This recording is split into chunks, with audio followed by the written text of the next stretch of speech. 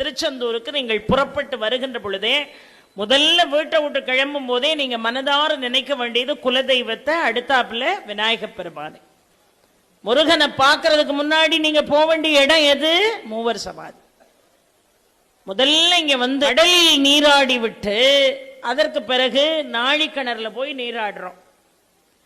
ஆனால் பழமையான நூல்கள் என்ன சொல்கிறது என்பதையும் நான் சொல்லிடுறேன். இப்ப நம்மகிட்ட இருக்கக்கூடிய பழக்க வழக்கம் நேர கடல்ல போய் குளிப்போம், கடல்ல குளிச்சுட்டு நாழிக்கிணறுல குளிச்சுட்டு சுவாமியை பார்க்க வருவோம். காலத்தில் நம்முடைய மூதாதையர்கள் எல்லாம் என்ன செஞ்சிருக்காங்கன்னா முதல்ல நாழிக்கிணத்துல குளிச்சுட்டு அதுக்கப்புறம் தான் கடல்ல நீராடுவாங்க.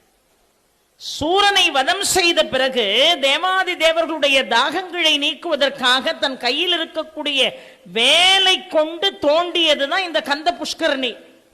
அதுல தண்ணி தேங்காய் தண்ணி மாதிரி இருக்கும். நீங்கள் முதலாவது பார்க்க வேண்டியது மூவர் சமாதி.